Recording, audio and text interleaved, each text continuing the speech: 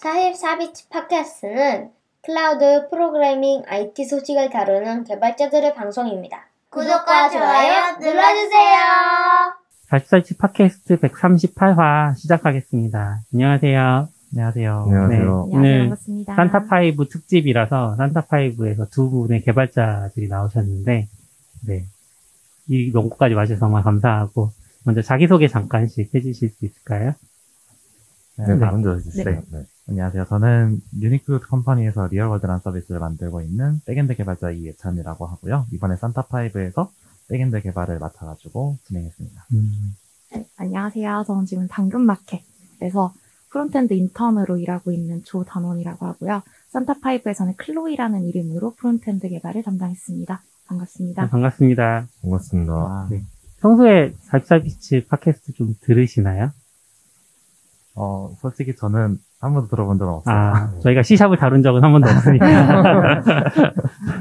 네, 클로이님은 어떠세요? 썸네일을 보고, 이것은 나중에 공부를 위해 백록에 쌓아둬야겠다. 라고 스크랩을 하지만 인턴 생활 그렇게 호락호락하지 않죠. 그렇죠. 당근마켓의 업무는 하드하다.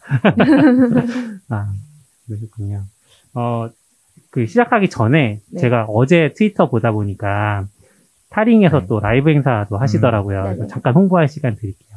이거는 타링한테 뭘 받아야 그런 건 아니에요. 이찬님 가시죠. 네. 이번에 그 타링에서 되게 감사하게도 저희를 초청해 주셔가지고 그 타링 월간 코드 리뷰라는 프로그램을 이번에 같이 진행을 하게 됐어요. 네, 그래서 월간 코드 리뷰 제가 기억하기로는 이제 아웃사이드 인도 한번 참석을 하신 걸로 알고 있는데, 네, 거기서 이제 산타5의 이모저모를 다 소개를 드릴 예정이에요. 백엔드 개발 얘기부터 프론트엔드 개발, 그리고 사실 개발 얘기보다 더 중요한 게 운영 얘기거든요, 저희가. 네. 그래서 운영하는 얘기, 그리고 문제들이 터졌을 때 어떻게 해결을 했는지 그런 얘기를 좀 쭉 하려고 하니까 많은 관심 부탁드립니다. 이미 준비하신 건 아니고 라이브로 하시는 건가요? 저희가 사전에 우리 발표 자료를 준비해가지고 이게 웨비나 형태로 진행이 되기 때문에 사전에 발표 자료를 준비해서 라이브로 발표를 진행하려고 할게요. 프로젝트가 끝나도 끝난 게 아니군요. 계속. 정말 그 에이미님 말씀처럼 저희 산타5 디자인해주신 에이미님 말씀처럼 진짜 크리스마스가 영원한 크리스마스가 되고 있어요, 지금. 지금 1월 14일인데. 네. 20일경 지났는데도 여전히 크리스마스를 보내고 계신 산타5입니다. 네. 저희는 사실 네트리를 꾸며줘를 너무 잘 알고 있고, 트위터 하시는 분들이라면 잘 아실 것 같은데, 그래도 이제 트위터 안 하시는 분도 계시니까, 그런 세상에선 조금 덜 알려지기도 했었고, 그래서 플로이님이 잠깐 네트리를 꾸며줘 혹은 산타5에 대해서 같이 소개를 좀 해주실 수 있을까요? 네, 안녕하세요. 산타5는 이번에 내 트리를 꾸며줘라는 이름으로 2021년 크리스마스 롤링 페이퍼 프로젝트를 만들기 위하여 결성된 5명의 팀이었고요. 지금은 이제 2명의 루돌프 분들이 합쳐져서 2022년 프로젝트를 준비할 때는 총 7명의 멤버가 활동을 하고 있어요. 구체적으로 멤버 구성을 말씀드리면 디자이너 2분, 보노님과 에이미님 이 계시고, 프론트엔드에는 이제 원래 있었던 둠둠님과 클로이, 그리고 여기에 루카스님이 합류를 하셨고요. 백엔드에는 예찬님이 혼자 백엔드를 맡아주시다가 여기에 이제 캉드로이드님까지 합류하셔서 7명으로 되어 있습니다. 저희가 처음 준비했었던 프로젝트는 2021년 크리스마스 롤링 페이퍼 네트리를 꾸며줘는 되게 간단한 프로젝트예요. 이제 가입을 한 친구들에게 닉네임을 기반으로 한 트리가 하나 만들어져요. 처음에 이 트리는 비어 있어요. 친구의 트리에다가 장식들을 달아줄 수가 있는 거예요. 그래서 트리 꾸며주기를 클릭을 하면 선물 상자, 아니면 눈사람, 아니면 인형, 이런 것들이 있고, 이런 장식들을 하나하나 고를 수가 있어요. 이것도 그냥 장식을 선물 상자도 그냥 선물 상자가 아니라 색깔을 고르고 여기에 리본을 고르고 이런 식으로 커스텀한 다음에 여기다 메시지를 남길 수가 있어요. 그러면은 이제 크리스마스가 되기 전까지는 이 메시지를 볼 수가 없고, 다만 내 트리에 누가 어떤 예쁜 장식들을 달아주었나 이 닉네임과 함께 확인만 할 수 있고요. 크리스마스 자정이 되는 당일날 딱 메시지가 열리면서 누가 나에게 어떤 좋은 말들을 써주었는지 이런 것들을 확인할 수 있는 롤링 페이퍼 프로젝트였어요. 약간 시간 제한이 있는 익명, 방명록 그런 느낌이네요. 맞아요. 사실 아이디어 자체가 그렇게 독특하다는 건 없는데 갑자기 확 이제 그 사람들이 열심히 쓰기 맞아요. 시작하셨어요. 네. 언제 좀 인기를 실감하셨나요? 사실 저는 제 주변에 인스타 친구들이 없어서 그런지, 저 막 되게 조용했었어요. 인스타그램에서도 이제 제 친구들이나 몇 명씩 하고, 그래서, 이게 인기가 있나? 잘 실감을 못하고 있는데, 무엇을 보고 인기를 실감했냐면, 첫 이틀 차에 서버 비용을 보고, 인기가 있는, 이렇게 인기를 얻었구나. 어디선가 바이럴 탔구나를 실감을 했던 기억이 납니다, 맨 처음. 첫 오픈을 어디서, 며칠 날 하셨죠? 저희 20일 날. 20일 날 5일 전에 한 거네요? 딱 5일 전에 자정에서 오픈을 하고, 그날 트위터에 올리고 잠을 잤는데. 트위터에 올리셨던 그냥 개인 계정 트위터에만 올리신 거죠? 네. 따로 맞아요. 어디에 한 건 아니고. 공식 예를 들어 뭐 이런 것도 없었고. 생활 코딩 뭐 이런 데 막 가서 막 올릴 수도 있잖아요. 아니요. 네. 인싸들이신 거 아니에요? 친구는 인싸가 없는데. 그러게요. 네. 제 생각에는 뭐가 되게 힘이 컸냐면, 트위터는 보통 이제 버블이 있잖아요. 그래서 개발자 계정을 중심으로 많이 퍼져서 관심을 가져주셨는데, 저희 마케팅을 담당해주신 디자이너 보노님이 마케팅 감각이 진짜 좋으세요. 이분 트렌드를 진짜 잘 알고, 그래서 딱 이걸 특구 챌린지를 만들어서 인스타그램 스토리에다 올린 거예요. 그래서 요게 스토리를 되게 많이 탔다고 알고 있어요. 제가 잘 모르는 영역이군요. 인스타그램 스토리. 맞아요.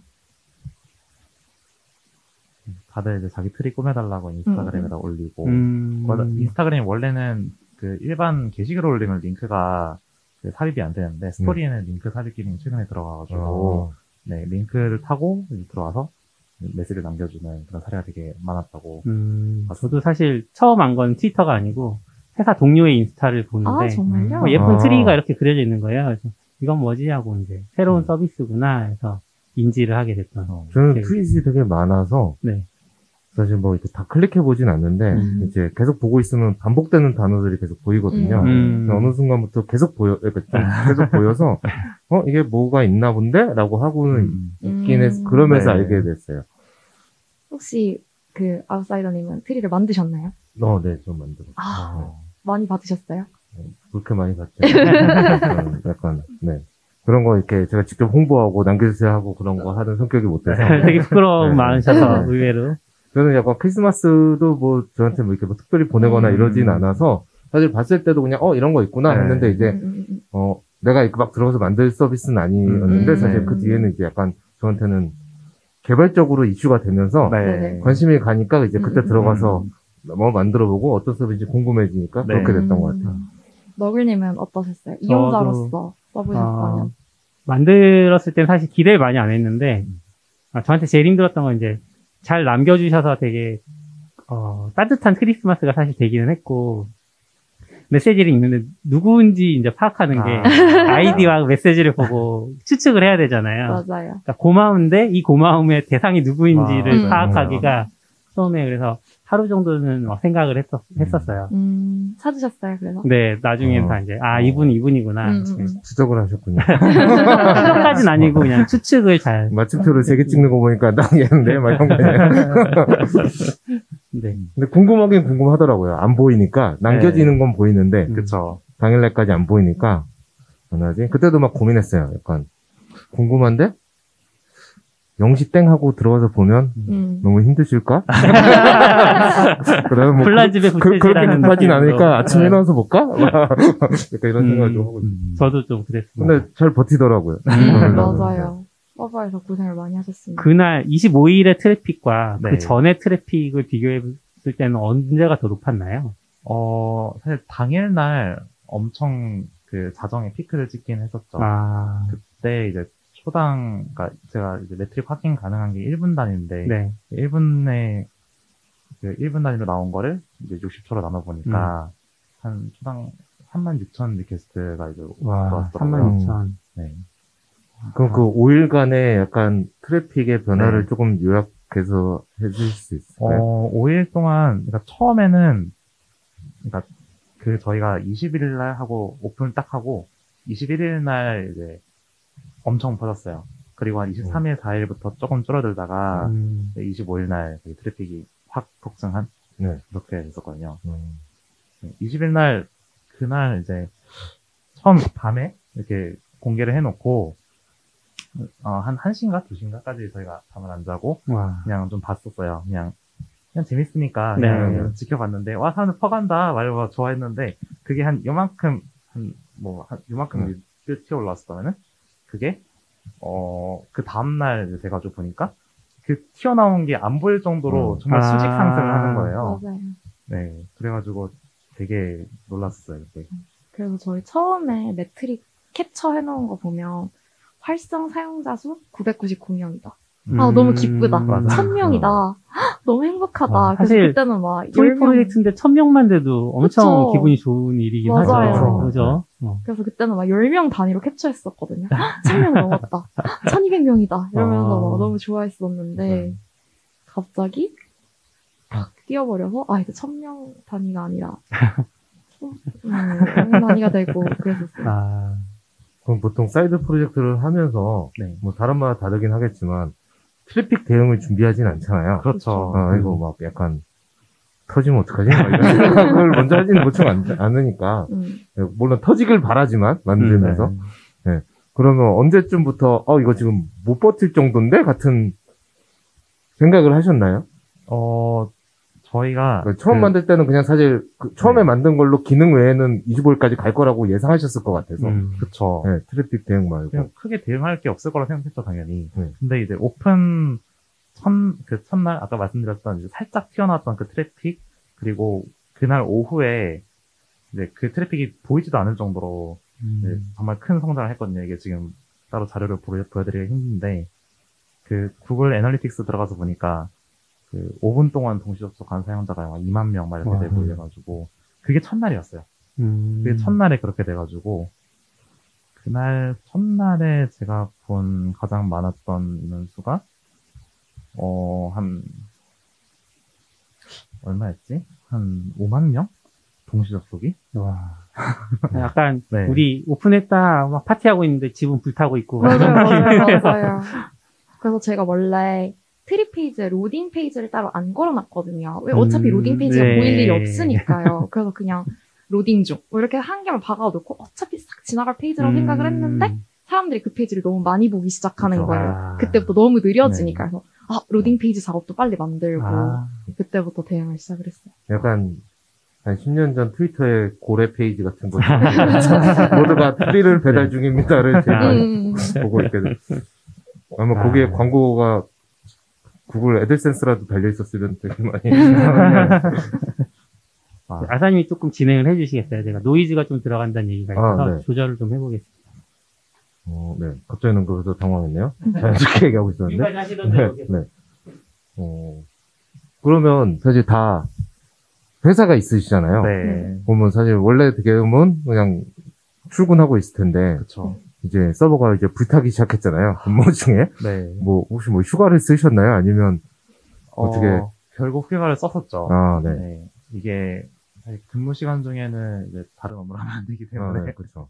네, 휴가를 결국 쓰고, 그래서, 사실 그때는 좀 눈치를 많이 보긴 했어요.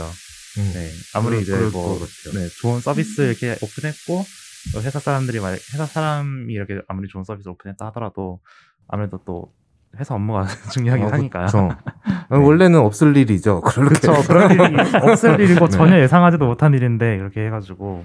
그래서 저희는 주로 밤에 작업을 많이 했어요. 네. 보통 7시, 8시나 뭐 퇴근하고 오시면 10시 뭐 이렇게 되니까 저희는 회의 시간을 항상 오늘 좀 늦는데 괜찮으세요? 그래서 몇 시요? 10시나 10시 반이요? 안 늦습니다. 전 또 새벽 2시 말하는 건 줄 알고 이러면서 맞아요. 되게 늦게 작업을 해서 보통 새벽 3시, 4시까지도 디스코드에 같이 남아가지고 작업을 맞아요. 하곤 했었어요. 디스코드가 얘기가 나와서 그러는데 네네. 좀 이제 다들 원격으로 만나지 않고 원격에서 네. 일을 하셨다고 들었어요. 네네. 원래는 모르던 사이셨던 거죠, 다. 그러니까 같은 일하신 분들 빼고는. 그쵸. 네. 네. 저도 클로이님을 이렇게 처음 만나게 된 거였고, 맞아요. 그리고 같이 하신 그 듬듬님도 처음 뵌 거였고, 그냥 트위터에서만 알던, 네, 그런 사이였어요. 맞아요. 그러면 협업을 하실 때 조금 원격이 이제 네이티브인 문화가 좀 됐을 것 같은데 일하실 네. 때 불편하시거나 아니면 우리 팀은 요거 되게 잘 풀었다 이런 어떤 경험이 있으실까요? 저희는 제일 먼저 만든 게 디스코드였고요. 디스코드 채널을 세분화를 되게 많이 했었어요. 네. 그래서 맨 처음엔 사실 백엔드, 뭐 프론트엔드, 디자인, 그다음에 뭐 아이디어나 제안 뭐 이 정도였는데 이게 점점 커지면서 거의 회사 채널처럼 채널을 뭐 지금 보면은 한 20개 정도 되는 것 같아요. 20개 정도, 20개까지는 아닌데 10몇 개가 되고요. 그 다음에 요거에서 각각의 이슈가 들어가면 이슈를 스레드로 팠어요. 그래서 프론트엔드 같은 경우 뭐 광고 배너 QA 스레드, 그다음에 뭐 메시지 뷰 QA 스레드 이런 식으로 스레드를 많이 팠고 대신에 원칙을 맨 처음에 정한 게 하나 있었는데 모든 커뮤니케이션은 디스코드 내에서 하자. 투명하게 공유하자. 그래서 제가 백엔드 채널에 알림을 꺼놓지 않고 보고 있었기 때문에 백엔드 이슈가 오가는 것들을 다 트래킹을 할 수가 있었고 디자인 쪽에서 디자인 채널에서 두 분이 얘기를 하실 때도 웬만하면 회의실에서 이제 음성으로 하시기보다는 음성으로 하시면서도 계속 남겨주셨거든요. 네. 근데 디자인 이슈도 트래킹을 하니까 프론트엔드에 이제 요청이 오시겠구나 이러면서 대응을 하거나 히스토리 파악이 쉬웠고 그래서 저희는 되게 투명하게 커뮤니케이션 하면서 그걸 디스코드로 일어나 하자. 라는 원칙을 세웠는데 이게 되게 잘 지켜진 것 같아요. 네. 그래서 저희가 실제로 프로젝트가 끝난 다음에야 카톡방을 만들었거든요. 그때까지 카톡이 필요 없을 카톡은 만큼. 왜 만드셨어요? 이제는 이제 디스코드는 좀 일적인 얘기들을 하니까 근데 이제 모여가지고 뭔가 좀 셀러브레이션을 해보자. 네. 그리고 디스코드는 프로젝트가 끝나면 이제 묻혀버리잖아요. 근데 프로젝트가 끝나도 우리는 서로 같이 하고 싶으니까 좀 더 연락할 수 있는 여지를 남겨놓자라고 생각을 하니까 그럼 카톡방을 만들어야겠다. 그때쯤 그 생각이 났던 것 같아요. 저라면 그냥 안 닫고 디스코드 계속 운영하면서 랜덤방 같은 데서 이야기를 좀 하고 하는 스타일이긴 한데 저는 요즘 분들은 또 카톡이 또 편해서 그러신 걸까요? 요즘 분이라서 그런 요즘 요즘 분들은 보여서 좀 더 디스코드는 공적인 느낌이면 그렇죠. 약간 비즈니스에서 사적 카톡은 관계로 좀 사적인 느낌이거든요. 지금도 두 좀. 개를 다 쓰는데 네. 산타파이브 프로젝트 이슈들은 이제 랜덤이나 그런 채널에다 올리고 뭔가 그냥 새해 복 많이 받으세요 뭐 이런 사적인 얘기들은 카톡방에서 하는 편이긴 해요. 이제 약간 공사 프로젝트 끝나고 그게 다 식으면 이제 빠이빠이 할 사이에서 이제 네. 맞아요. 이제 인맥 관계가 된 게 네. 아닐까요? 맞아요. 저희가 디스코드를 이제 슬랙처럼 활용을 했다 보니까 네. 네, 아무래도 디스코드에서 계속 떠드는 얘기는 뭔가 계속 일하는 느낌이고 계속 챙겨야 될 것 같은 느낌이고 좀 그런 게 있는 것 같아요. 그렇군요. 네. 이제 결과도 프로젝트 결과가 되게 좋긴 했지만 네. 그 전에 만드신 과정 봐도 되게 협업을 잘하신 것 같은데 그 저도 그룹 프로젝트 많이는 안 해봤지만 해보면 네. 좀 잘 되긴 어려웠던 것 같거든요. 왜냐하면 사람마다 뭐 실력도 다르지만 기대치도 다르고 맞아요. 열정도 다르고 맞아요. 뭐 처음에는 괜찮아 보였는데 얘기하다 보니까 나랑 좀 서비스 컨셉이 안 맞는 것 같아. 그래서 나가기도 하고 막 해서 이게 그러니까 텐션이 달라서 내가 막 달릴 때 저긴 안 달리고 저쪽 달릴 땐 내가 바쁘고 막 이런 게 많은데 여기는 협업을 되게 잘하신 것 같아서 혹시 뭐 그런 뭐 비결 아니면 이런 걸 잘해서 그게 잘 된 것 같다 같은 게 있나요? 아니면 다 좋은 사람들이었다 같은? 사실 처음 저희가 이제 시작할 때 다 같이 모여가지고 이제 피자를 시켜 먹으면서 네, 되게 서로에 대한 약간 신뢰를 쌓았다 그래야 될까요? 맞아요. 그냥 같이 이제 만나서 또 얘기를 하는 거는 또 그냥 마냥 원격으로만 얼굴도 안 보고 마냥 원격으로 얘기하는 것보다는 조금 더 이런 좀 마음의 벽이 좀 허물어지는 과정이 좀 더 쉽잖아요. 그쵸. 그래서 그때 저희는 좀 벽을 많이 허물었던 것 같아요. 그때 되게 좋은 시간을 보냈었고 그 이후로 약간 쌓인 신뢰들이 이분들은 그래도 약간 뭐 연락이 조금 안 된다 하더라도 그래도 일을 잘 해주실 거다라는 좀 믿음이 있었고 서로 그 믿음을 좀 저버리지 맞아요. 않기 위해서 되게 소통에 열심히 하셨던 것 같아요. 맞아요. 저희가 뭐 구체적인 제가 막 진짜 피플팀은 아니니까 뭔가 구체적으로 이런저런 전략들을 가지고 이 팀을 빌딩을 했다 뭐 이런 거는 사실은 말씀드리기 어려운 부분이 있는데 그보다는 제일 중요했던 건 좀 팀원들이 자연스럽게 서로를 되게 많이 신뢰하고 믿었어요. 그래서 아까 말씀해주신 부분 중에 내가 달릴 때 저쪽은 안 달리고 이런 부분이 있잖아요. 저희는 오히려 그게 서로 잘 맞물렸거든요. 내가 열심히 할 때 저 사람 좀 쉬어주고 대신에 내가 힘들게 이걸 다 맞춰서 내가 한숨 돌리고 싶어. 그래서 저 내일은 좀 오프 쓸게요. 그럼 바쁜 와중에도 사이드 이제 프로젝트지만 오프가 있고. 네 맞아요. 그러면 이제 다른 분들이 오프를 공유해야 오프할 수 있는 거의 회사처럼 같네요. 그러니까요. 알았어요. 이러면서 이제 음. 그날은 그 이슈가 있을 때 이거는 뭐 에이미님 오늘 쉬겠다고 하셨으니까 저희끼리 처리하죠. 아. 이러면서 서로 받아주는 부분들이 있었거든요. 왜냐면 지금 디자인이랑 개발, 그러니까 프로그래밍은 파트가 나뉘어져 있는데 뭐 그 외 운영, 광고, CS 뭐 이런 부분들은 사실은 이제 담당자가 없는 상황이잖아요. 그쵸. 그래서 오히려 좀 더 여력이 되는 사람이 그때그때 맡아서 하고 그때 쉬고 싶은 사람은 쉬어도 그때 이제 다른 사람들이 나눠서 맡아줄 수 있고 이런 게 사실은 신뢰가 기반이 되었다는 생각을 저는 해요. 조금 이제 빈자리가 있으면 다른 사람들이 조금 십시일반 채워주고 네. 맞아요. 이런 협업들이 굉장히 잘 맞아요. 되었었네요. 그러면 총 프로젝트를 시작하고 이제 25일까지 쳤을 때 한 며칠 정도 기간 동안 계속 그런 텐션을 유지하셨나요? 사실 11월 13일인가 이제 처음 그냥 온라인으로 미팅을 한번 가져봤고요. 그때 디스코드를 한번 만들었었고 실제로 본격적으로 시작했던 건 11월 21일? 네. 뭐 이쯤 됐을 거예요. 그래서 음. 이때부터 디자인이 나오기 시작하고 그랬는데 그때까지는 좀 느슨했어요. 음. 다들. 그리고 12월 20일에 오픈 직전까지도 사실은 다들 느슨했어요. 그래서 아마 이제 그렇죠. 조금씩 들으신 분들은 알겠지만 프론트 같은 경우는 이제 둠둠님이 메시지를 만드는 뷰를 담당을 하시고 네. 그다음에 제가 그거를 보여주는 뷰를 담당을 했었는데 사실 메시지를 보여주는 노출하는 뷰가 안 나온 상태였어요. 왜냐면 그 제가 전주에 좀 아팠어가지고 그래서 우리 이거 그냥 내자.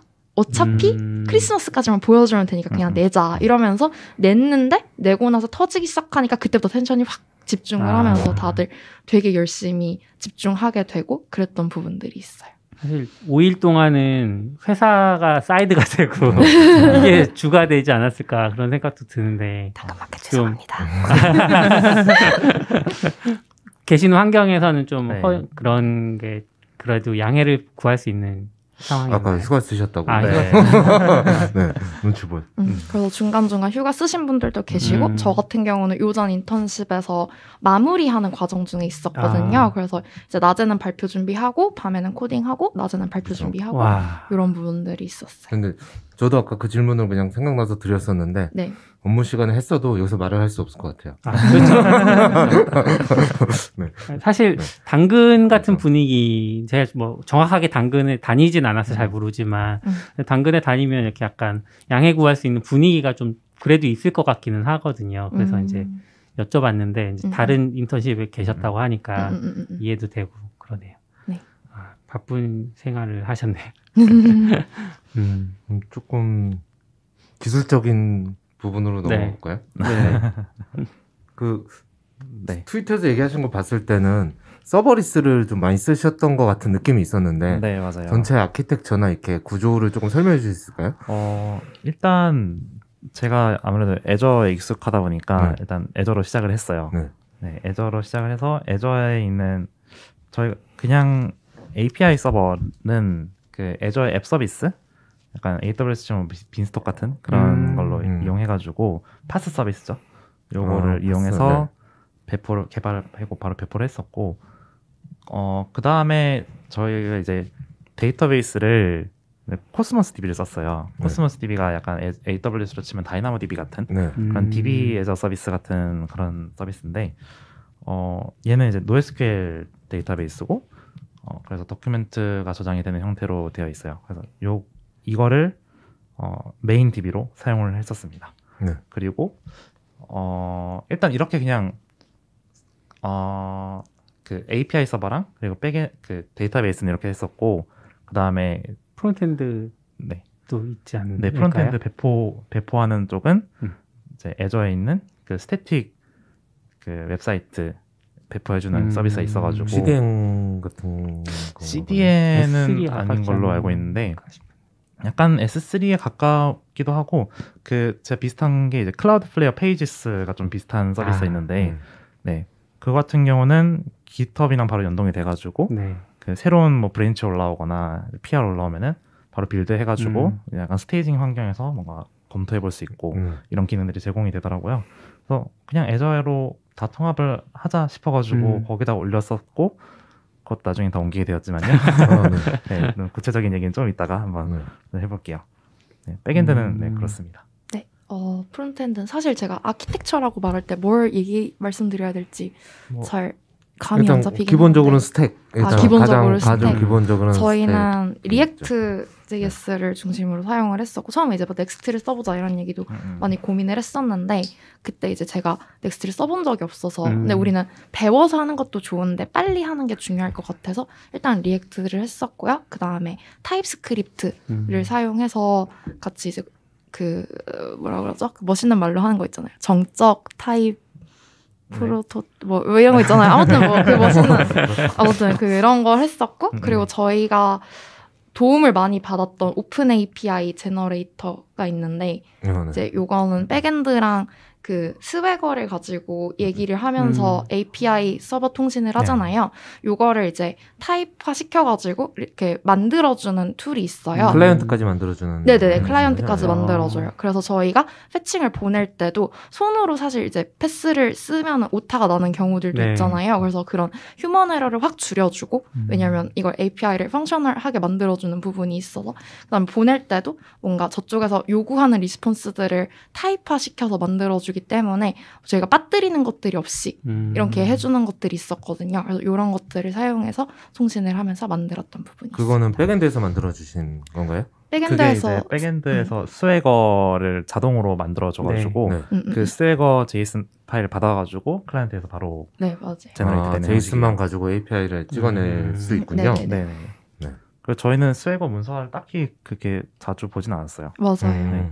스웨거 문서가 자동으로 생성돼가지고 만들어져 있긴 한데 저도 그냥 제가 이제 ASP.NET으로 개발을 했는데 ASP.NET에서 자동으로 그걸 생성을 해주고 스웨거 생성을 해주고 그리고 거기서 생성된 걸 바탕으로 이제 클라이언트에서 그냥 바로 받아가지고 오픈 API 제너레이터 써가지고 그런 클라이언트를 만들어주니까 크게 이거 관련해가지고 소통할 일이 많지는 않았던 것 같아요.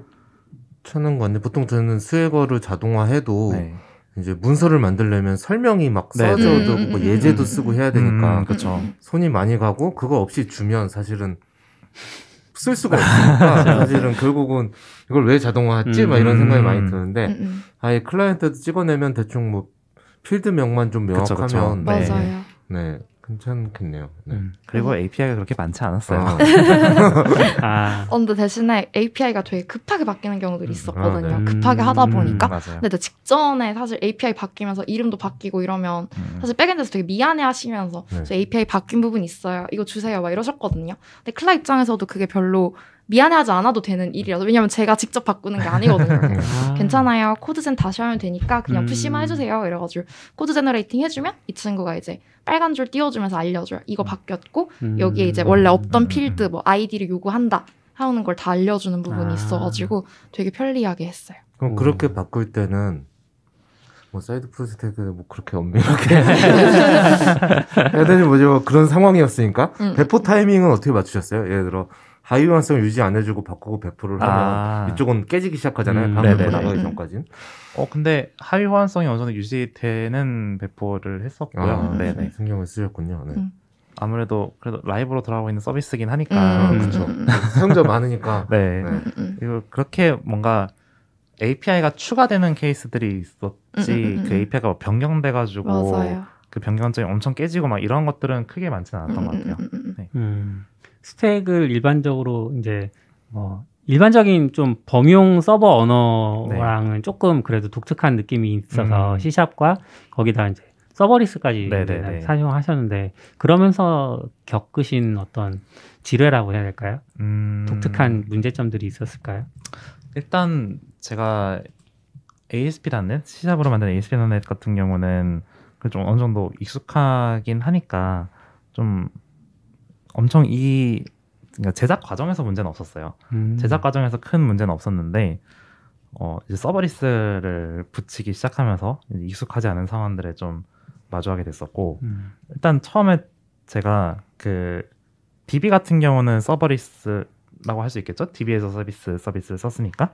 근데 그 백엔드 서버가 웹 서버 같은 경우는 파스 서비스였기 때문에 사실 서버리스라고 하기엔 조금 좀 애매한 감이 있는데 처음에 이걸 배포를 했었어요. 근데 사람이 막 몰리니까 얘가 픽픽 죽어나가더라고요. 네, 인스턴스를 막 10대씩 늘리고 막 계속 늘렸는데도 돌아가는 애들은 잘 돌아가는데 죽은 애들은 그냥 다 죽어 있고 더 이상 뭔가 복구가 안 되고 이런 상황들이 계속 일어나길래 아 이거 좀 안 되겠다 싶어서 제가 그때 일단 정확한 원인 파악은 할 시간이 없었죠. 할 시간이 없었고 일단 바로 뭐라도 해결을 해야겠다 싶어서 그 Azure 펑션, AWS 람다 같은 Azure 펑션을 사용해가지고 그 API를 다 옮겼어요. API를 다 옮겼어요. 그 원래는 그 앱 서비스 기준으로 그러니까 ASP.NET으로 만들어져 있는 걸 갖다가 Azure 펑션 SDK를 사용해가지고 만든 서비스로 다 이제 교체를 진행을 했고 일단 그게 첫 번째 마이그레이션이 그렇게 있었고요. 그 다음에 이제 코스모스 DB 이것도 서버리스라는 그 요금제가 있어요. 네. 그래서 이거는 그냥 사람이 몰리면은 트래픽이 몰리면은 자동으로 몇몇 이제 그 단위 요금 단위까지 이렇게 늘어나게 되는데 이게 5,000 단위인가? 까지 이제 제한이 있더라고요. 그래서 이걸 넘어서는 요청은 그냥 그 서버리스가 더 이상 확장을 못하는 형태가 되더라고요. 5천이 커넥션인가요? 커넥션은 아니고 이게 그 RU라고 리퀘스트 유닛이라는 단위를 독자적으로 사용하더라고요. 뭔가 좀 묶어놨나 보네. 네, 그래서 이게 쿼리 모양새나 아니면은 데이터 양이나 이런 거에 따라서 그 RU 사용량이 달라지는데, 근데 그 RU 이제 초당 RU가 5,000 RU인가 5만 RU인가 이상으로 되면은 더 이상 스케일업을 못 해가지고 스케일업을 못해서 이 DB 자체를 다시 만들어야 됐었어요. 뭔가 안료가 뭔지 모르겠지만 별로 네. 커 보이진 않네요. 5,000이 그쵸. 네. 그래서 저는 그 제약사항을 확인을 못하고 이제 처음에 만들었었던 거고, 사실 제약사항을 확인했어도 그냥 만들었어요. 그렇죠. 왜냐면 일단은 서버리스고 저희가 관리할 게 없으니까. 그래서 서버리스를 쓰다가 이게 플랜이 몇 가지가 있는데, 서버리스 플랜이 있고, 그 다음에 오토 스케일링 플랜이 있어요. 혹은 매뉴얼 플랜, 그러니까 서버리스와 프로비전드 플랜이 있는데 서버리스 플랜 같은 경우는 아까 말씀드린 것처럼 그런 제약사항이 있었고, 프로비전드 플랜 같은 경우는 그 오토 스케일링 기능이 있어가지고 오토 스케일링 최대 맥시멈 RU로 설정해 놓으면은 거기까지는 오토 스케일링이 된다. 이런 설정이 가능하거든요. 그래서 일단은 DB를 옮겨야 되는 상황이 됐었어요. 이거를 서버리스와 프로비전드 사이에서는 변경이 안 되더라고요. 네, 그래서 이 DB를 옮겨야 되는 상황이 돼가지고 마이그레이션을 했죠. 서버를 한 2시간인가 다운 시켜놓고 그리고 마이그레이션 했었어요. 그때 한 번 서버가 이사중이라고 이런 공지가 나간 적이 있었는데, 네, 그때 이제 그 DB를 옮기는 작업 중이었습니다. 똑같은 코스모스에서 코스모스로 옮기는 거긴 했는데 그 서버리스냐 프로비전이냐 이게 좀 달랐던 것 같아요. 이미 데이터도 많아서 좀 이전하는데 시간도 오래 걸리셨겠어요. 그쵸, 조금 걸렸죠. 생각보다 좀 많이 걸려가지고. 네. 저는 이제 애저 데이터 팩토리라는 게 있어가지고 마이그레이션을 좀 쉽게 진행할 수 있었던 것 같아요. 그럼 처음에 트래픽을 못 받아서 이제 서버리스로 서버를 다시 구현하고 DB도 마이그레이션하고. 네. 그렇게 하니까 좀 해결이 됐나요? 실제 효과를 보셨나요? 효과를 보긴 했어요. 네. 펑션, 그러니까 서버리스 같은 경우는 그래도 만약에 이제 죽었을 때 뭔가 못 살아난다거나 이런 상황은 별로 없었던 것 같아요. 스케일아웃이 잘 됐는데 아무래도 사람이 한 번에 막 몰리다 보니까 이 서버리스도 어느 정도 프로비전이 필요한 것 같더라고요. 네, 프로비전도 필요하고 그리고 콜드 스타트도 있고 해가지고 바로바로 뜨지는 않았어요. 그래서 뭐 429 투맨 리퀘스트라든지 아니면은 뭐 아예 그냥 그 백엔드 프론트엔드가 뭔가 응답을 안 해가지고 503 이런 에러가 뜨기도 하고 네, 이런 좀 문제들이 발생하긴 했어가지고 이것도 뭐 애저의 기술 지원 넣고 네, 이렇게 됐었습니다. 네. 그때 스택 봤을 때는 레디스도 쓰신 것 같은데. 네, 맞아요. 네. 기본적으로 코스모스에서 그 트리 데이터를 다 가지고 오는데 저희가 트리 페이지 API가 이 사용자가 누군지, 이 트리가 누구 페이지인지 가져오는 정보랑 그리고 이 사람이 받은 그 선물 정보를 전부 다 가져와요. 근데 아무래도 이게 DB 콜이 계속 발생하니까 좀 뭔가 이게 계속 DB에서 한 번에 두 번씩 가져와야 되기 때문에 그냥 이거를 캐싱 해놓고 쓰자 하는 생각으로 레디스에다가 그 두 가지를 합친 거를 레디스에 캐시를 해놓고 호출해가지고 쓰고 있었어요. 서버리스 DB 한 다음에 거기서도 더 트래픽이 늘어나니까 레디스까지. 네, 맞아요. 네. 아키텍처를 먼저 바꾸셨군요. 네. 저 같은 경우는 사실 캐시 먼저 발랐을 것 같거든요. 아. 캐시로 다 발라. 네. 왜냐면 이렇게 엄청 게임처럼 동적인 건 아니니까. 네. 아마 제가 캐시로. 기억하기로는 기록을 남겨놓긴 했었는데 아마 캐시 먼저긴 했었을 거예요. 네, 캐시 먼저 그 발라보고 캐시 그다음에- 정도는 이제 거의 기억에 안 남을 정도로. 네. 뭐 사실 뭐 정확히 분석해서 약간 느낌에는 좀 꽤 성장한 사실 뭐 100만 뭐 이렇게 들어오면 꽤 성장한 서비스니까 네. 한 3, 4년에 걸쳐서 한 스타트업이 한 5일로 압축된 느낌이었거든요. 맞아요. 그쵸. 딱 그 느낌이었어요, 진짜. 그 저희가 웹 서버를 그러니까 API 서버로는 이제 앱 서비스와 펑션을 이렇게 사용했었는데 그 정적 웹사이트 같은 경우는 그 Azure Static Web App이라는 서비스를 사용했어요. 아까 말씀드렸던 그런 클라우드 페이지 프론트 페이지스 같은 그런 서비스를 사용했는데 이거를 처음에는 무료 버전으로 시작을 했었고요. 무료 버전을 시작했고 다시 이제 프로덕션 버전으로 나중에 바꿨는데 얘가 트래픽을 못 받더라고요. 와. 네, 이게 투메니 리퀘스트가 네. 떠가지고 근데 제가 이거를 무료였다가 프로비전으로 바꿔서 그런 건지 아니면은 그냥 이거의 뭔가 한계점 같은 건지 정확하게는 잘 모르겠는데 네. 아무튼 이것도 문제가 생겨가지고 트래픽이 그러니까 서버 API 서버가 받는 트래픽이 증가했다가 확 줄었다가 증가했다가 확 줄었다가 증가했다가 확 줄었다가 있어요. 못 받아서 그런 네, 거네요. 왜냐면 클라이언트가 아예 안 뜨니까 네. 아예 안 뜰 때는 줄었다가 또 클라이언트 뜬다 하면 API 또 이렇게 홀 늘었다가 또 클라이언트가 또 아예 안 뜨면은 이렇게 떨어졌다가 이런 식으로 계속 반복을 하길래 이거를 결국에는 클라우드 플레이어 페이지스로 전환을 했어요. 네, 이거를 다 옮겼어요. 네, 옮기고 이제 DNS 다 바꾸고 네 그런 일이 있었죠. 프론트 쪽에서는 이런 대용량과 관련해서 작업하셨던 게 어떤 게 있었어요? 이게 사실 저도 그걸 이제 인턴이다 보니까 멘토님들이 계시잖아요. 그래서 네.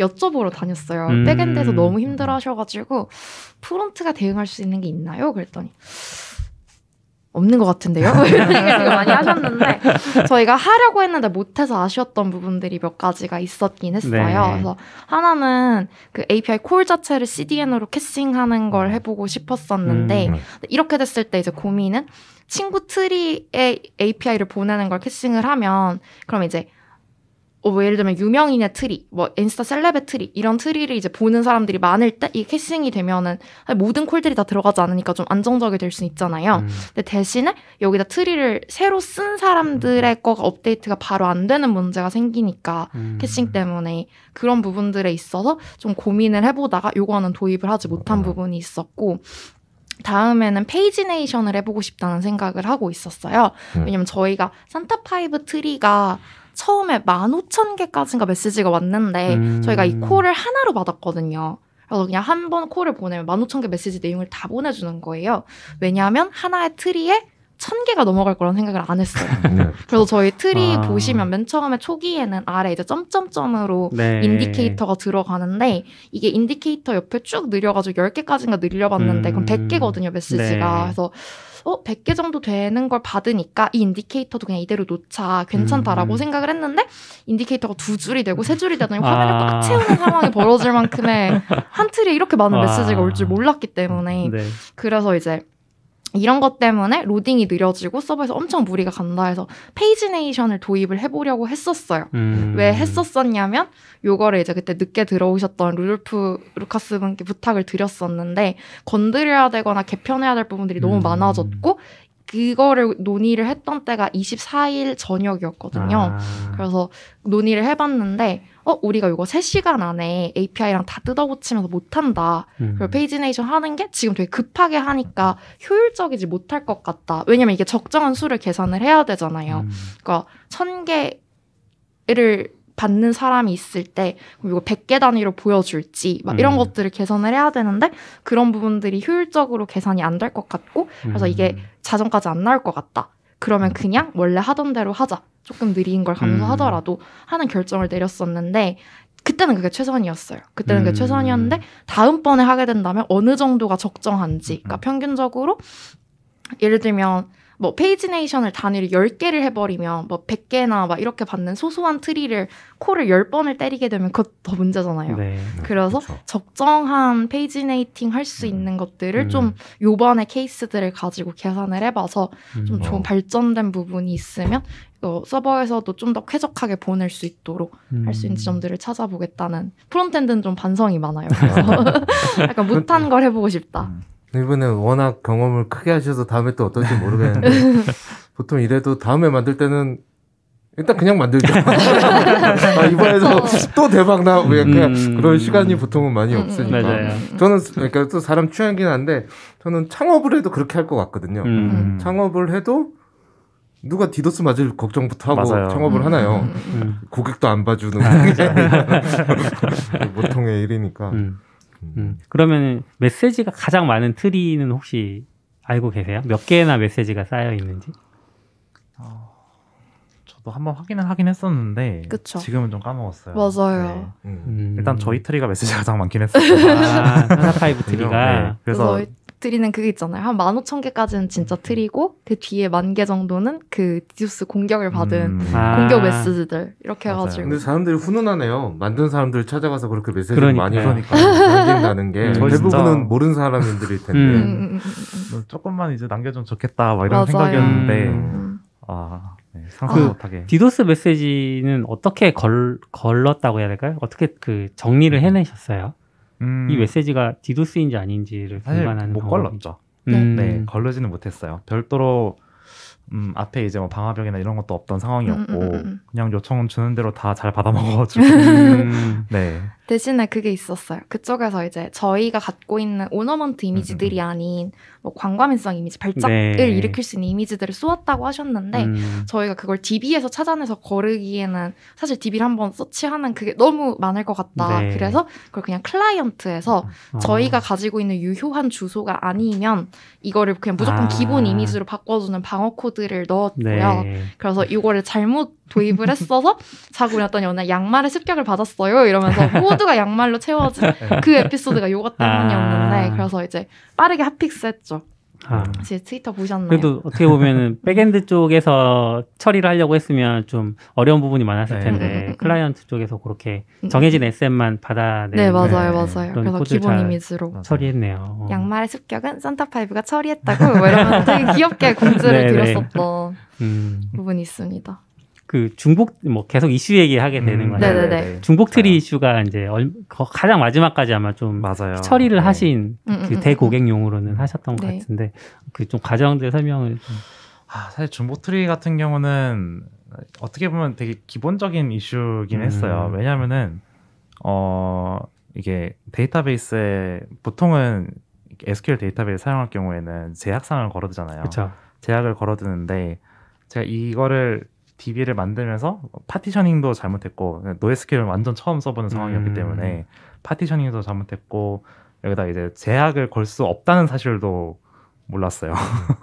네, 그랬기 때문에 이 계정 정보가 중복으로 생긴 게 맞아요. 그래서 사용자 같은 아이디로 2개 이상의 데이터가 생긴 건데 보통은 이제 쿼리를 2번 날려가지고 이제 기존 데이터 있는지 확인하고 그다음에 없으면 추가를 하는 방식 당연히 그렇게 구현을 했지만 아무래도 한 번에 여러 요청이 쌓이거나 할 경우에는 동시에 이제 2개 이상의 계정이 생길 수 있는 상황이 발생했던 거고 결국에는 그래서 그 NoSQL로 돼 있던 코스모스 DB에서 그 계정 정보만 SQL DB로 따로 옮겼어요. 따로 마이그레이션 해가지고 다 옮겼고 네. 그때도 한번 이제 큰 마이그레이션이 있었죠. 그러면 중복으로 생성된 트리에 각각 또 메시지가 있고 이런 것들을 병합해주는 과정도 하셨던 네, 맞아요. 거예요? 네, 그래서 보통은 중복 계정이 이렇게 생기면은 보통 한 뭐 많게는 8개까지 생기는 분도 계셨어요. 네, 저희가 일단은 그 클라이언트에서도 그 누를 때 뭔가 막는 조치를 안 해가지고 계속 누르거나 하는 게 가능했었기 때문에 많게는 8개까지 생기신 분도 있었는데 그 중에서 가장 짧은 트리를 골라가지고 가장 메시지가 적은 트리를 골라가지고 다른 그 계정에 쌓인 메시지들은 그 하나의 트리로 합쳐주는 마이그레이션을 쭉 했어요. 네. 힘드셨겠네. 그러면 그 네. 여러 개가 생겼으면 네. 뭔가 어떤 상황에 따라 달라지는 건가요? 예를 들어 네. 뭐 내가 공개 요청을 했을 때 1번 트리가 보였다, 2번 트리가 보였다, 3번 트리가 보였다 이렇게 되는 건가요? 그렇진 않고 첫 번째 이제 뭔가 DB상의 이제 오더링상 첫 번째 계정이 나오게 되죠. 네. 그 첫 번째 순서상으로는 네네. 메시지가 가장 적은 트리인 건가요? 아니면 어떤 순서가 있나요?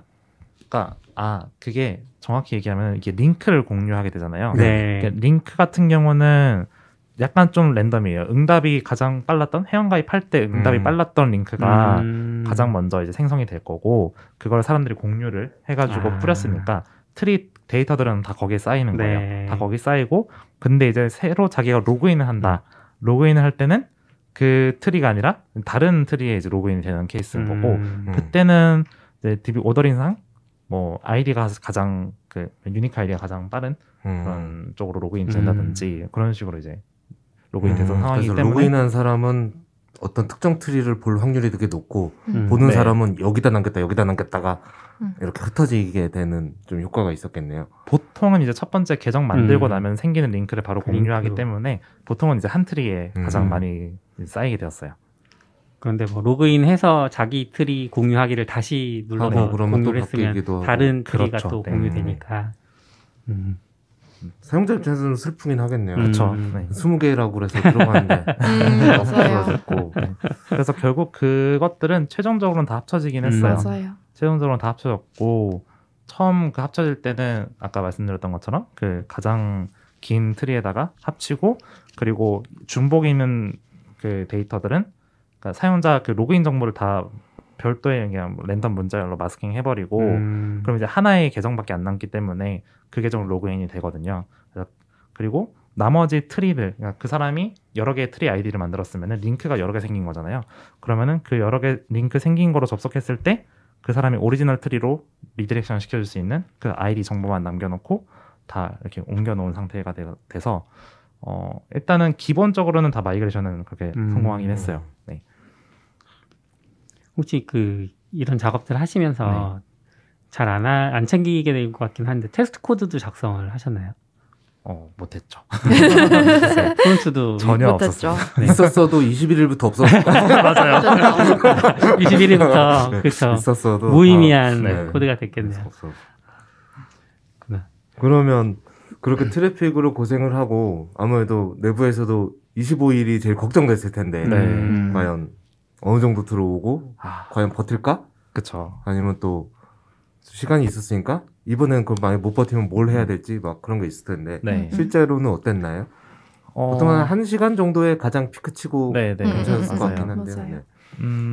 물론 이제 중간에 탈락한 그 요청들도 있긴 했었는데 대부분 요청들은 잘 들어갔던 것 같고 일단 그거를 대비하기 위해서 그 원래 서버리스를 하나만 썼었는데 서버리스를 하나 더 만들었어요.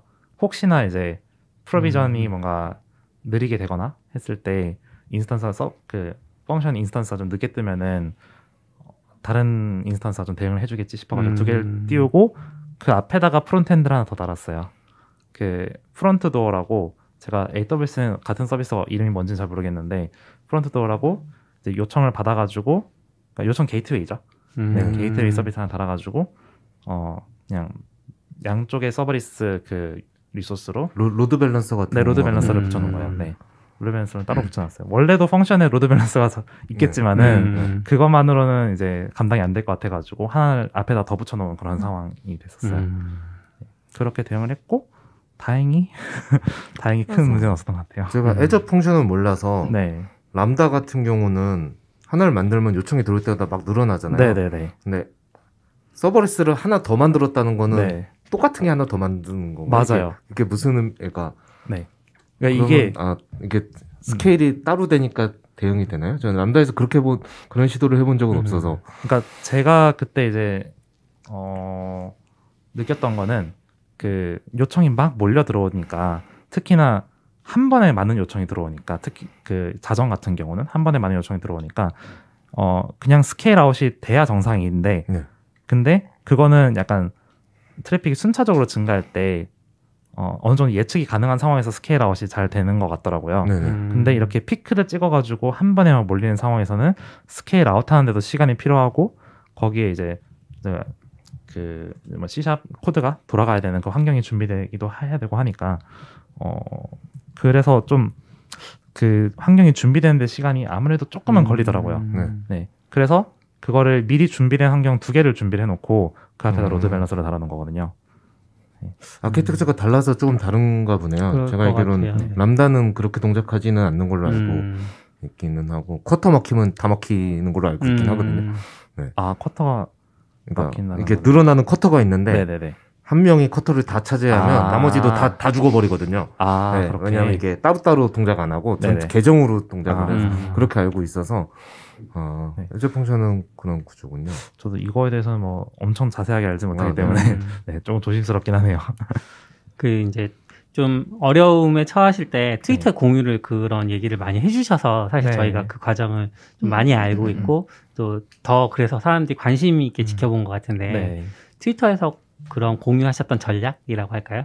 좀 도움을 어떻게 실제로 많이 받으셨나요? 실제로 많은 분들이 도움을 주셨죠. 맞아요. 어떤 전략은 도움들? 아니었었던 것 같아요. 일부러 그랬던 건 아, 아니고 일부러 그러니까 원래 늘 그렇게 소통하던 트위터였기 때문에 네. 그냥 자연스럽게 그렇게 됐던 것 같아요. 좋은 개발자 문화들이 있었던 맞아요. 커뮤니티이기도 하고 트위터가 네. 그런 점들이 좀 있었죠. 기억에 남는 일들 몇 개 좀 소개해 주시면. 일단은 저희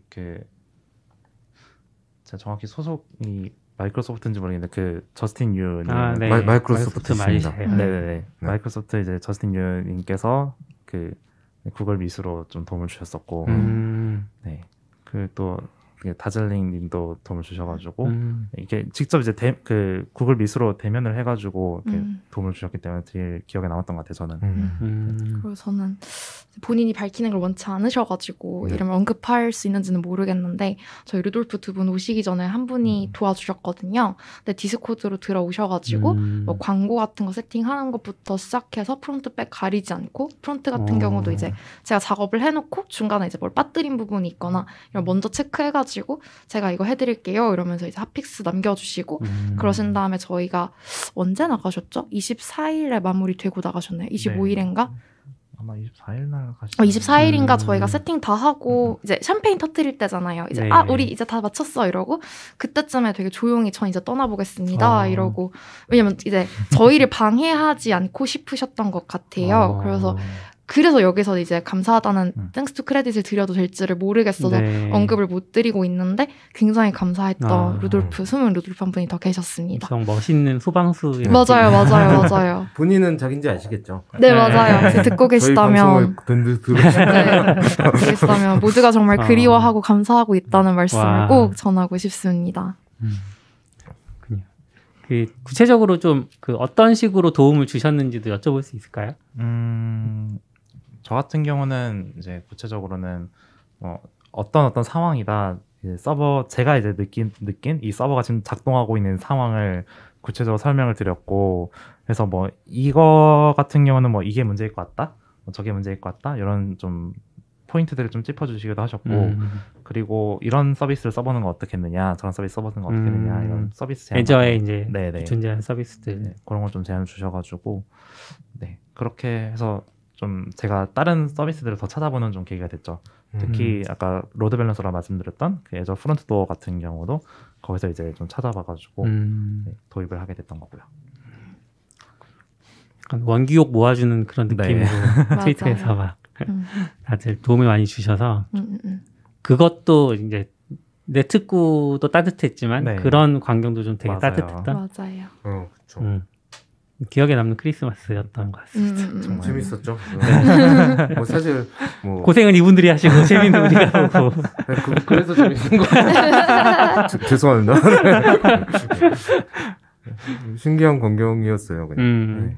근데 사실 저희가 다 만들었던 건 아니라고 생각해요. 네, 이 진짜요. 프로젝트가 크게 보면은 이 프로젝트를 완성해 주신 건 사실 이용자들이시고 프로젝트를 만든 건 저희지만 사실 매번 하는 얘기인데 저희는 메신저잖아요. 네. 메신저는 메시지가 없으면 사실 아무런 의미가 없잖아요. 멋있다. 그래서 이걸 따뜻하게 만들어주신 건 이용자들이시고 이 메신저를 만들어가는 과정에 있어서도 되게 많은 사람들이 이슈 레이징 도와주시고 막 여러 가지 뭐 디도스도 저희는 사실 내부적으로 대응할 여력이 없었는데 자료 다 찾아가지고 서포트 해주시고 혹은 그때도 이제 저희가 대응하기도 전에 트위터 트위터 여론들이 되게 저희의 우호적인 방향으로 네. 이러면 안 된다 이러면서 저희 대신에 깃허브 레포도 막 이렇게 리포팅 해주시고 이러셔가지고 그런 것들 덕분에 저희가 완성이 됐기 때문에 일은 저희가 했다라고 말씀을 하시지만 사실 다 같이 한 거죠.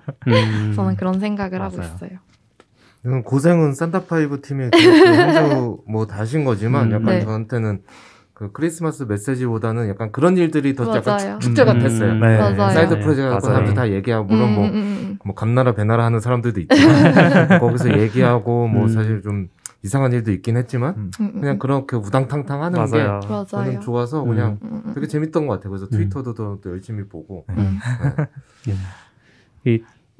여쭤봐도 되는지 잘 모르겠는데 네. 구체적으로 액수를 얘기하진 않으셔도 될 것 네. 같은데 비용이 좀 많이 나았을 것 같아요. 네. 서버 비용이 공개하실 수 있는 선 정도에서만 저희가 얘기를- 이게 서버 비용이 약간 처음에 이제 저도 실수를 했던 게 이 정적 에셋들을 이미지들을 오너먼트 이미지들을 이미지니까 CDN 태워야지 라는 생각으로 되게 아니란 생각으로 CDN을 태웠는데 네. 그 애저에 있는 그 CDN을 태웠어요. 근데 와 비용이 아. 엄청나더라고요. 네, 비용이 진짜 엄청나가지고 하루에 그 20일 날 처음 오픈했을 때 갑자기 100만 원을 찍길래 CDN 비용만요? 네. 그리고 둘째 날에 갑자기 전송 비용이 많은가 보군요. 네. 네, 전송 비용이 많아가지고 오. 갑자기 다음 날 보니까 400만 원 막 이렇게 찍혀 있는 거예요. 그래서 이거를 그래서 이거 안 된다.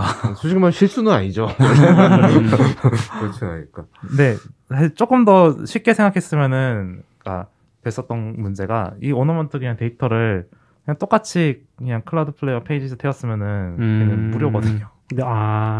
네. 걔는 무료라 가지고 그러니까 어느 정도 사이즈 이하까지는 이미지도 다 무료고 막 이래가지고 그래서 나중에 그걸 한 나흘인가 지나고서 그냥 이거 여기다 올리면 되네 해가지고 다 옮겨놨어요 이렇게. 네. 클라우드 플레이어는 살아남을 수 있나? 저도 항상 볼 때마다 신기해요. 네, 진짜 신기하더라고요. 그걸 다 무료로 해준다고? 애저가 뭐 AWS랑 얼마나 비용 차이가 나는지 잘 모르겠지만 그래도 아주 비쌀 것 같진 않은데 아마 크게 차이가 나지는 않는 걸로 알고 있어요. 그 정도임에도 불구하고 그러니까 네. 그 차이가 나지 않는다는 거는 아주 비싸진 않다고 이제 알고 있거든요. CDN 비용이 네. 용량에 비례하지 이게 막 횟수랑 용량이 좀 비례하긴 하지만 근데 이것도 엄청나게 많은 사용자가 오니까 좀 문제가 되는군요. 네, 그때 트래픽이 제가 한번 찾아봐도 될까요? 네. 그게 CDN에서 라스트 마일까지 가는 비용인가요? 이게 저도- 사실 CDN 하면 오리진에서 가져오는 비용도 그쵸. 있고 네네. 보통은 이게 비싸잖아요. 여기는 좀 싼 라스트 마일은 편이고 싸고. 저도 정확하게는 모르겠어요. 지금까지 저희가 CDN에 사용된 그 리스폰스 사이즈가 59테라바이트. 테라바이트. 59테라. 네. 사이트를 봤을 때 그런 느낌의 규모로 생각하는데 트래픽이 많아서 엄청 그렇군요. 많네요. 그래서 이거를 어떻게 해야 되나 고민을 하다가 처음엔 그래서 웹피로 다 바꿀까 지금 음. PNG로 되어 있는 거라다가 네. 그렇게 했는데 그 오너먼트들이 다 약간 그 조합돼가지고 완성형으로 이게 다 나와 있기 때문에 그걸 일일이 다 바꾸는 것도 좀 되게 시간이 오래 걸리고 도구도 PNG에서 웹피로 전환하는 도구가 그렇게 쓸만한 게 별로 없더라고요. 그래가지고 네, 일단은 어떻게 할까 계속 고민하다가 결국에는 페이지스로 넘겼습니다. 근데 그거 나중에는 결국 퍼블릭에다가 박아가지고 처리했던 부분도 있었잖아요. 그래서 네. 그래서 그런 부분도 나중에 고려 한번 해봐도 좋을 것 네네네. 같긴 해요. 퍼블릭에 박았다는 게 어떤? 그러니까 그냥 이 그 프론트에서 그 오너먼트가 200 몇 개였죠? 270개인가? 네, 그래서 270개 미스. 오너먼트라는 게 뭐예요? 그러니까 그 트리 장식 모양, 이미지, 장식. 그런 장식 거. 이미지들을 270가지가 나오거든요. 그렇게 많아요? 네네네. 여기다 꾸미는 게 네. 있으니까. 그쵸. 그 마지막에 아. 저희가 다운로드 기능을 할 때 이게 다운로드를 하려고 봤더니 메시지 PNG를 다운로드 할 때 저 오너먼트 이미지를 서버에서 못 가져오는 거예요. 네네. 코어스가 걸려가지고. 그래서 CORS가 걸려서 못 가져와서 이거를 결국에는 그 클라이언트 코드의 그 파일을 다 갖고 있으면서 여기서 가지고 왔거든요. 이미지 소스들을. 그래서 만약에 나중에 그 CDN 비용이 그렇게 문제가 됐다면 처음부터 이렇게 했으면 처음에 이제 가져가는 이게 페이지 로딩하는 것 자체는 좀 느릴 수 있지만 조금 안정적인 부분도 있지 않았을까 같은 고민도 좀 고려를 해보고 있어요. 사실 CDN 태우는 거랑 안 태우는 건 차이가 있긴 있더라고요. 로딩 속도는. 근데 차이는 있는데 사실 사용자가 그렇게까지 불편을 느낄 만한 차이는 분명히 아니었던 걸로. 근데 네트리를 꾸며줘에서는 그게 말이 되는데 보통 하면 또 그쵸. 새 오너먼트 만들 때마다 100%를 나가야 되니까. 맞아요, 네. 맞아요. 사실 트레이드 오프가 있는 거죠. 네. 물론 맞아요. 5일을 버티기에는 그게 있었으면 도움이 됐겠지만 일반 서비스를 설계하면 고민될 요소긴 네. 한 것 같아요. 맞아요. 이 정도 할까요? 저희 벌써 1시간 다 네. 돼가서 오늘 되게 나와서 많은 얘기들 해주셨는데 네. 혹시 마지막으로 좀 요 얘기는 꼭 하고 끝내고 싶다 이런 얘기들이 있으실까요? 어떤 얘기가 있을까요? 아니면 뭐 여기 나오신 소감? 네, 저 이렇게 뭔가 라이브로 팟캐스트 이렇게 하는 건 처음인데, 네, 제가 뭐 저도 유튜브에 이제 뭐 방송도 종종 해보곤 했지만 이제 남의 채널에 나와가지고 하는 처음이라 일단 되게 감사드리고요. 채널 홍보해 주셔야죠. 네, 약간 좀 네. 부끄럽습니다. 저는 사실 채널 홍보보다는 저희 회사 채용 광고를 좀 하고 싶고요. 네. 해주셔도 됩니다. 네, 저는 이제 아까 말씀드렸지만 그 유니크 굿 컴퍼니라는 회사에서 네, 이것도 작년에 좀 떴었는데 리어월드라는 서비스를 만들고 있어요. 약간 뭐 야외 방탈출이라든지 아니면 모바일 방탈출 같이 친구들이랑 플레이할 수 있는 이런 게임들 만들 수 있는 저작 도구도 제공하고 같이 플레이할 수 있는 플랫폼이거든요. 네, 리얼월드요? 네, 리얼월드. 네, 리얼월드라는 플랫폼이고 요거를 지금 전방위에 걸쳐서 다 채용 진행 중입니다. 네, 앱 쪽 그리고 백엔드, 웹 프론트엔드까지 지금 저작 도구도 만들고 있어가지고 저희가 재작년에 비해 작년에 한 10배 정도 사용자 성장이 있었거든요. 신규 사용자 성장이 있어가지고 네, 아주 유망한 회사입니다. 네, 많이 지원해 주시고 로켓펀치를 이용하시는군요. 채용 정보가. 로켓펀치랑 원티드랑 다 쓰고 있어요. 네. 네. 공식 페이지에서 자세히 보기 하니까 로켓펀치로 가서. 클로이님도 저는 사실은 두 가지를 약속을 드리고 싶은데, 그러니까 뭐 포티포비치의 약속뿐만 아니라 이거 듣고 계시는 분들한테 첫 번째는 저희가 사실 되게 많은 관심을 받았는데 이게 저희들의 이야기가 콘텐츠화 될 만한 가치가 있나에 대한 고민을 계속 하고 있었어요. 예를 들면 오늘도 백엔드에서 예찬님이 해주신 기술적인 얘기들은 되게 좋은 얘기였는데 과연 제가 기술적으로 듣는 분들의 흥미나 성장을 이끌 수 있을 만큼만 고민들을 좀 가지고 있었나? 이런 부분들을 계속 생각을 해오고 있었거든요. 근데 저희가 또 타링 웨비나까지 하게 됐잖아요. 그래서 뭔가 산타5라는 브랜딩은 되게 잘 됐고 사람들이 산타5이기 때문에 관심을 가져주신 부분 되게 많은데 그런 부분에 부응할 만한 좋은 콘텐츠, 기술적인 콘텐츠를 좀 더 갈고 닦아서 다듬어 보도록 그러니까 새로운 것들을 만들어가는 과정에 있어서도 그렇고 아니면은 기존에 있었던 경험들을 좀 더 잘 정리하고 녹여내는 부분도 그렇고 그래서 뭔가 기대하시는 만큼 그리고 이 팟캐스트를 들으면서 라이브 스트리밍을 들으시면서 시간을 써주신 만큼 좋은 인사이트를 전해줄 수 있는 콘텐츠를 좀 앞으로도 계속 고민을 해보겠다는 약속을 한 개를 드리고 그걸 위해서 제가 이전에도 트위터에다가 이미지 다운로드 기능 붙일 거예요 이랬다가 그거 못 붙일 뻔했었는데 그때 제가 손가락을 꺾어버려야 됐다고 이랬거든요. 왜 트위터에다 입을 털어놔서 이랬거든요. 하지만 또 입을 한번 털어보면 그래서 이제 저의 개인적인 물론 둠둠님과도 함께 얘기해야 될 부분이지만 소망인데 클라이언트 코드를 공개를 하고 싶어요. 되게 많은 분들이 요청을 해주셨는데 사실 못하는 이유는 이게 좋은 코드가 아니어서예요. 제가 생각하기에 이게 충분히 좋은 코드가 아니고 레거시가 되게 많이 쌓이기도 했고 근데 이제 그런 부분들을 혹시나 이제 좋은 프로젝트 샘플이라고 보시고 이걸 가지고 이제 클론 코딩을 하시거나 연습하는 분들이 계시면 되게 책임 없는 그런 게 될까봐 못하고 있는 부분이 있는데 그래서 공개하기 전에 먼저 이제 침착하게 이 프로젝트가 원래 가져야 될 구조대로 설계한 걸로 리팩토링을 한번 해보고 그래도 부족한 부분이 있을 거라서 이제 이거를 오픈을 하고 난 다음에 많은 분들의 PR을 받아가면서 좀 더 탄탄한 구조, 더 좋은 설계들을 만들어 보고 이제 그걸 바탕으로 다음 프로젝트에 이제 밑거름을 삼고 싶다는 개인적인 생각을 하고 있었는데 이제 이걸 하려면 또 부지런해야 되잖아요.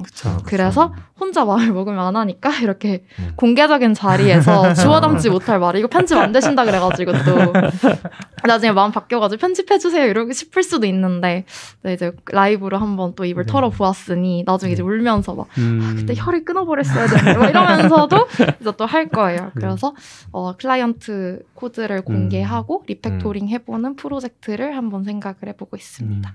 고생은 미래의 클로이님이 하실 거니까. 그쵸. 지금 입을 터는 지금 현재의 클로이는 기분이 좋고요. 할 것 같고요. 저는 개인적으로 꼭 좋은 코드여야 공개해야 된다고 생각하지는 않는 편이긴 한데요. 사실 보통 원래 공개도 아무도 안 보긴 하거든요. 맞아요. 산타5의 경우는 또 다를 것 같고. 맞아요. 왠지 책임감을 느낄 것 같아요. 뭔가 기대치를 좀 그러니까 현실과 다르게, 저런 코드는 얼마나 잘 짰을 것 같은 기대치를 가진 사람도 있고, 왠지 약간 걱정되는 것도 공격하는 사람들도 있을 것 같아서, 이걸 이렇게 짜? 막 이런 것도 있을 것 같아서 조금 걱정도 되긴 한 것 같기는 한데, 어차피 뭐, 완성된 코드라는 건 없어서, 네. 맞아요. 저는 좀, 심적 부담을 덜어낼 수 있으면 조금 좀 이렇게 움직이셔도 괜찮지 않을까? 제가 항상 얘기하는데 이 코드를 공개하면 되게 좋은 교훈, 모두에게 줄 수 있는 교훈이 있어요. 아, 코드를 이렇게 짜도 프로젝트는 성공할 수 있구나. 기획이 좋다면 프로젝트는 성공할 수 있다. 뭐 이런 희망적인 메시지. 뭐 그런 게 만들 수도 있죠. 내가 만들었던 포크 떠서 내가 개선하면 이렇게 했을 거다. 맞아요. 뭐 다양한 나라면 이렇게 최적화했을 거야라는 게 많이 생기면 거기서도 배울 수 있는 사람들이 많이 생길 수 있겠죠. 그런 게 다 도움이 될 거라서. 챌린지? 챌린지. 참전하시겠습니다. 한번 코드를